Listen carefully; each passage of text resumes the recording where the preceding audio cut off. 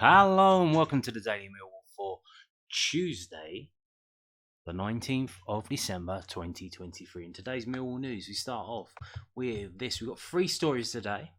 Very short day, all from the South London Press, londonnewsonline.co.uk. Millwall midfielder will bounce back quickly from dejection of conceding a late penalty in Huddersfield draw. Obviously, that midfielder in question is George Saville.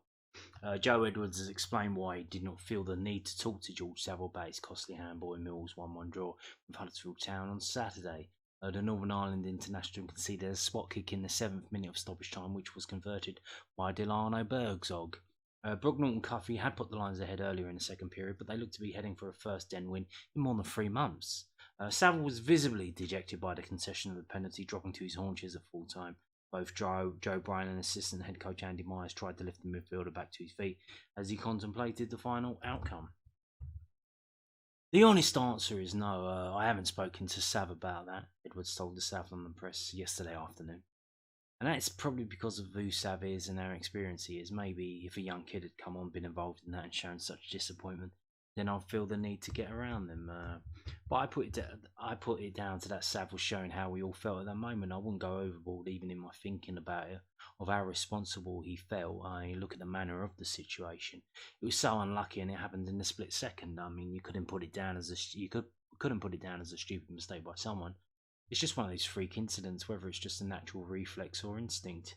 We all knew Sav wouldn't do anything deliberate like that. I also know that he is an experienced player, a mentally strong player. So I didn't feel the need to get around him too much. He'll bounce back from that quickly. So there you go. That's probably the difference between a manager and a head coach right there. A manager would talk to the player, and a head coach doesn't feel the need to do such things. He just coaches them. Millwall attacker Aidomo Emakhu set to pen contract extension. Here we go. Aidomo Emakhu is set to sign a new contract at Millwall. The 20-year-old joined the Lions in the 2023 January transfer window. Emakhu caps at under 21 level by the Republic of Ireland, made his debut in February against Burnley in the Championship. A hamstring injury suffered the following month ruled him out of the remainder of the season.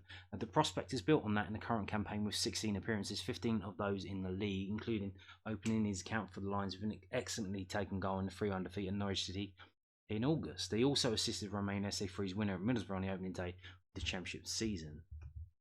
Emakhu has been an unused substitute in the last 2 fixtures, but is set to get more game time over the festive period. He told our paper in July, "Well, playing in England was always a dream. I mean, the best football is played over there. I'm grateful for Millwall taking me in. I'm enjoying every moment. I want to learn as much as I can and see where it takes me. Hopefully that will be at the highest level one day."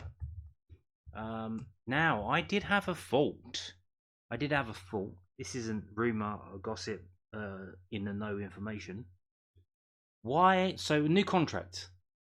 That's very interesting. Why a new contract? What do you think? Well, give him a pay rise so he doesn't want to leave. Extend he's give him an extra year or two, so that if offers come in, we have more leverage in terms of the transfer fee that gets paid. But here's the thing: he's not playing at the moment. Neither is Romain Esse. Is that to do with contracts? Do they have to get paid out a certain amount if they play number of games for the first team, number of minutes for the first team? We know that finances are not in the best of conditions at Millwall at the moment, with one of the main sponsor of the company allegedly not paying money that's owed. Is that why they're not playing? Because there's a clause in the contract that would trigger a payment having to be made. Well, is that why maybe he's literally just signing a new contract to get rid of that clause, and maybe give him a little bit of pay rise that's spread out over the weeks, so he gets whatever X amount a week, rather than a lump sum payment as a bonus. If he scores goals, assists, or whatever, minutes, appearances, whatever, maybe it's that. Maybe that is how bad things are at Millwall with finances, because they've already told us in January window, no one's coming to save you guys. Like, you're in a relegation dogfight and you've got to get yourselves out of it because we ain't got no more money for any new players. Here we go. Third and final story on this day today. Update on injury timeline for Mill fans' favourite Casper De Norres. So, yes, a bit of an injury update. So, Casper De Norres is still on schedule to be back in full training for Millwall early in 2024. The summer signing from Ud Everley Leuven had quickly become a fan's favourite for his performances in the middle of the park. But De Norre has sat out the last 4 championship fixtures with a calf injury that also affects his Achilles.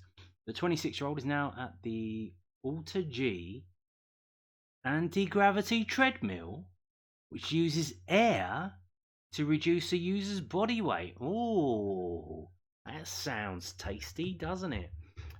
He's progressing well with his rehab, Edwards told the South London Press. At the moment, he's still on course for what we originally thought to return to training around mid-January.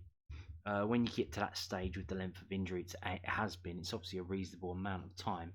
But it isn't a severely long-term one. It will then come down to what he is like as a player himself.